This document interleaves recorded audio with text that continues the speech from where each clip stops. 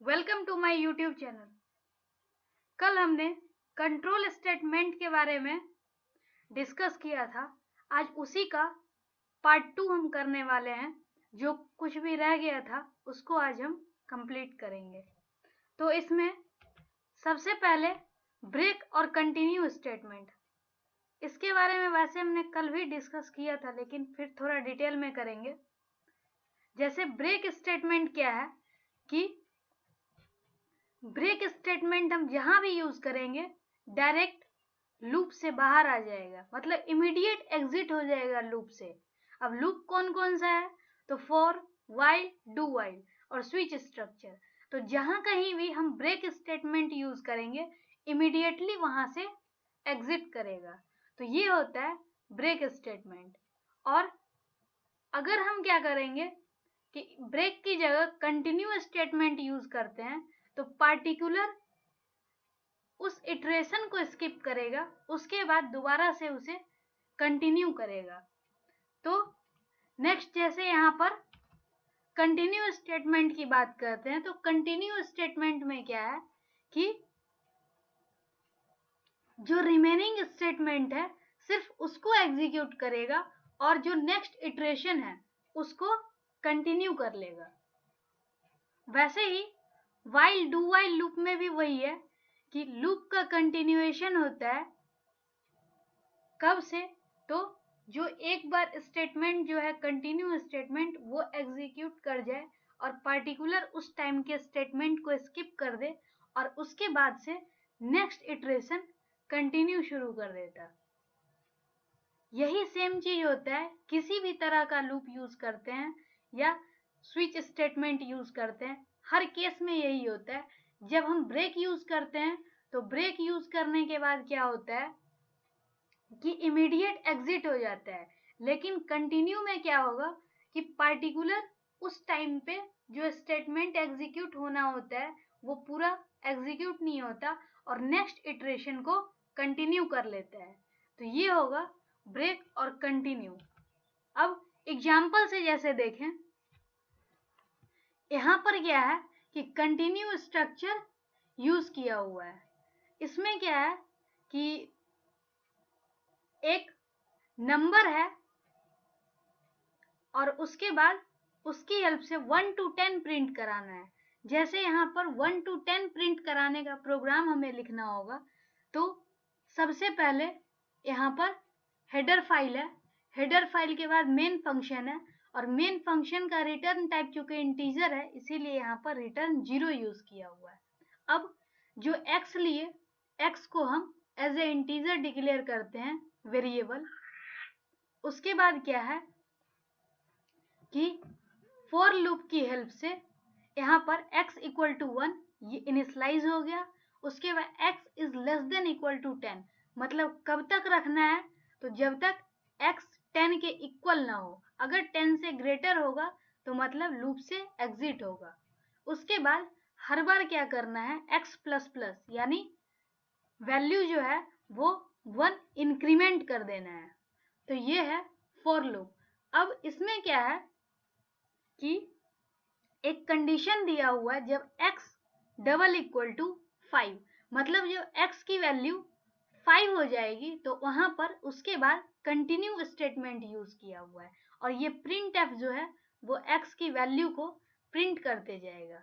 तो इस तरह से यहाँ पर यूज होगा और लास्ट में एक मैसेज है, used continue to skip printing the value 5। मतलब यहाँ से क्या है कि जहां भी x की वैल्यू 5 आएगी सिर्फ उस स्टेटमेंट को स्किप करेगा। जैसे यहाँ पर x इक्वल टू 1 है तो 1 5 के इक्वल नहीं है तो 1 प्रिंट कर दिया।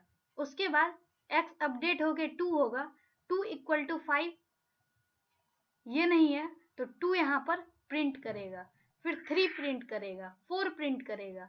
जब 5 इक्वल टू 5 हो गया मतलब ये कंडीशन ट्रू है तो ये कंटिन्यू यहाँ पर एग्जीक्यूट होगा और ये 5 को स्किप कर देगा और वापस से जब 5 ये 6 होगा तो 6 7 8 9 10।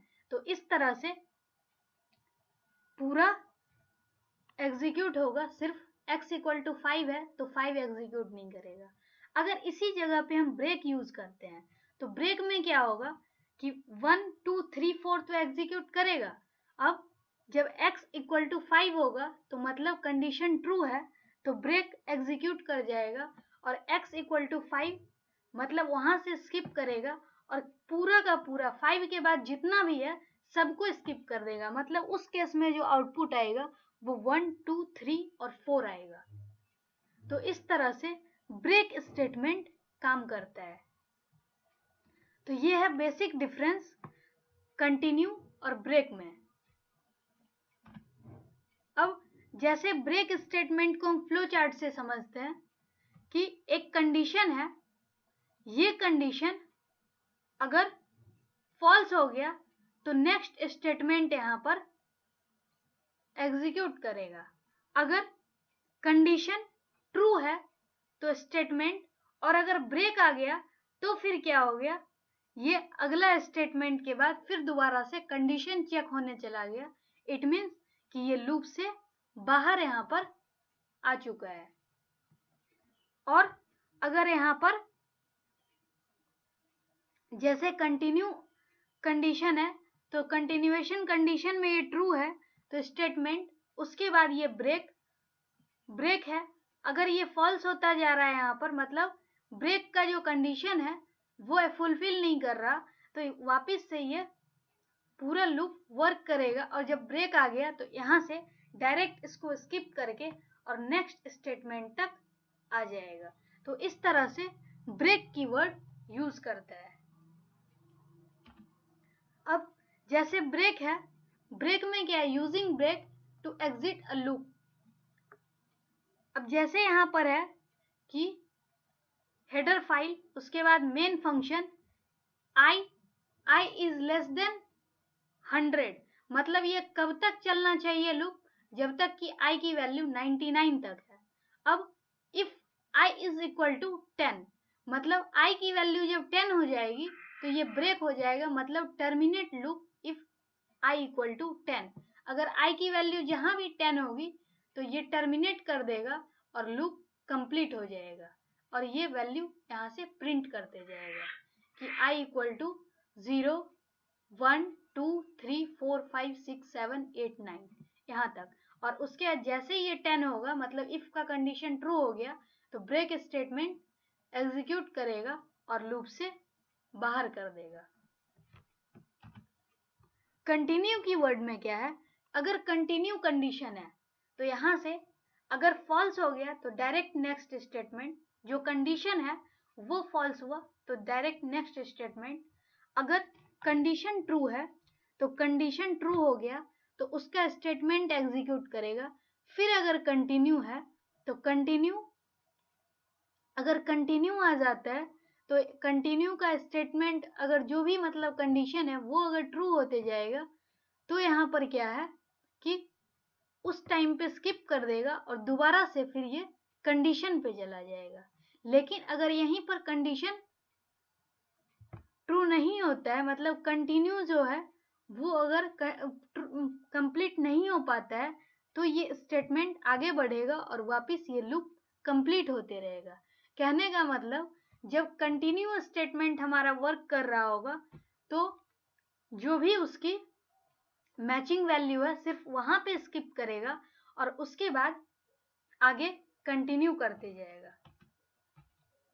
अब नेक्स्ट होता है स्विच स्टेटमेंट।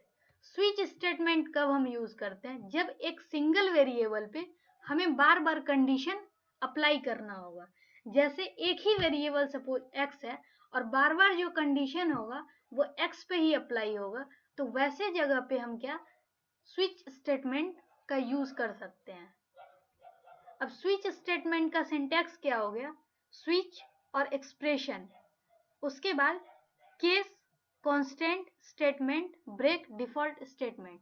मतलब यहाँ क्या है, स्विच के साथ कुछ एक्सप्रेशन लिखा होगा और उसके बाद केस चेक करेगा, केस कांस्टेंट, अगर स्टेट जो भी मैचिंग केस होगा उसके अकॉर्डिंग स्टेटमेंट यहाँ पर प्रिंट करेगा।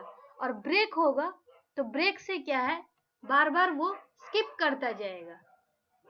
और अगर कोई भी केस मैच नहीं होता है तो लास्ट में यहाँ पर डिफॉल्ट स्टेटमेंट प्रिंट कर देगा। तो इस तरह से स्विच स्टेटमेंट काम करता है। एग्जाम्पल से इसको समझते हैं।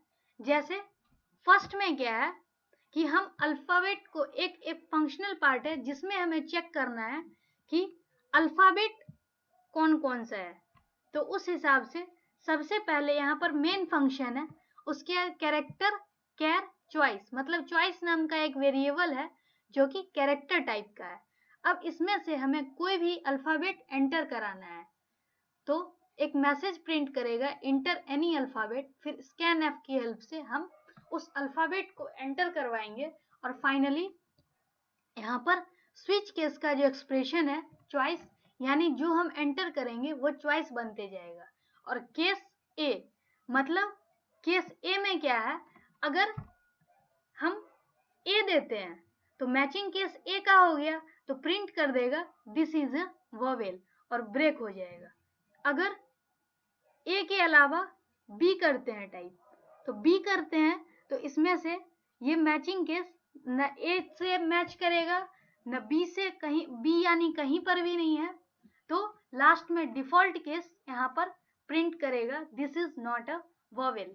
अगर ए ई आई ओ यू के अलावा कुछ भी हम लिखते हैं तो this is not a vowel print करेगा। अदरवाइज सपोज हम आई लिखते हैं तो ये मैचिंग केस नहीं है तो यहाँ से ब्रेक हो जाएगा। फिर नेक्स्ट केस में आएगा, चेक करेगा कि ई तो नहीं है, अगर ई नहीं होगा तो उसको ब्रेक कर देगा। फिर आई चेक करेगा, आई मैचिंग केस हो गया तो दिस इज अ वोवेल, यहाँ पर प्रिंट कर देगा और वापस ब्रेक। तो इस तरह से स्विच स्टेटमेंट काम करता है। जहाँ मैचिंग केस हो उसका स्टेटमेंट प्रिंट कर देगा और ब्रेक की हेल्प से बाहर आ जाएगा। और कोई भी अगर मैचिंग केस नहीं हो तो लास्ट में डिफॉल्ट स्टेटमेंट में जो भी लिखा है उसको प्रिंट कर देगा। तो इस तरह से स्विच केस स्टेटमेंट काम करता है। तो ये भी एक कंट्रोल स्टेटमेंट ही है, और जहां भी हमें एक पार्टिकुलर वेरिएबल पे ही बार बार कंडीशन लगाना हो तो वहां पर हम स्विच स्टेटमेंट का यूज करते हैं। अब एक लास्ट है go to statement. Go to statement क्या होगा, इसमें क्या है कि एक लेवल से दूसरे लेवल तक, मतलब कहीं पर भी एक पर्टिकुलर लेवल से दूसरे लेवल तक अगर जाना हो तो यहाँ पर हम गो टू स्टेटमेंट यूज करते हैं। और गो टू के बीच का क्या है, जो भी स्टेटमेंट लिखा हुआ रहेगा उस बीच से वो स्किप कर देगा। जैसे यहाँ पर इंट आई इक्वल टू 1 है, उसके बाद अब print hello to see i plus plus, तो इसमें क्या है प्रिंट हेलो टू सी करेगा। इससे आई प्लस प्लस यानी आई की वैल्यू एक इंक्रीमेंट कर देगा। अब यहाँ चेक करेगा if i is less than equal to 5, अगर आई की value less than equal to 5 होगी तो यहाँ पर गो टू अप, मतलब गो टू अप, इससे कंट्रोल ट्रांसफर डायरेक्ट यहाँ हो जाएगा अप, और अप का स्टेटमेंट यहाँ प्रिंट कर देगा। मतलब आई की वैल्यू 1 है तो इसको इंक्रीमेंट करेगा आई प्लस प्लस यानी 2, ये चूंकि स्किप रहेगा अभी, और 2, अब 2 is less than equal to 5, अगर 2 is less than equal to 5 है, कंडीशन ट्रू है, तो गो टू अप, मतलब अप, और प्रिंट कर देगा हेलो टू सी। इसी तरह से 2 3 4 5 तक करेगा। उसके बाद जैसे ही वैल्यू सी हो जाएगा तो C is less than equal to 5, condition false, तो ये गो टू कंट्रोल यहाँ ट्रांसफर नहीं कर पाएगा। ये सिर्फ वैल्यू जब 2 3 4 5 हो तो उस टाइम पे गो टू डायरेक्ट यहाँ कंट्रोल ट्रांसफर करेगा अप के पास, और अप का यहाँ जो भी स्टेटमेंट लिखा है हेलो टू सी, इसको प्रिंट कर देगा। तो इस तरह से गो टू स्टेटमेंट वर्क करता है। जहाँ कहीं भी गो टू का डायरेक्शन दिया हुआ होगा कि कहाँ पर वो जंप करेगा, डायरेक्ट वहाँ का स्टेटमेंट को एग्जीक्यूट कर देता है। तो ये था हमारा कंट्रोल स्टेटमेंट। आज के लिए इतना ही, बाकी हम नेक्स्ट क्लास में अगला टॉपिक पढ़ेंगे। Thank you so much.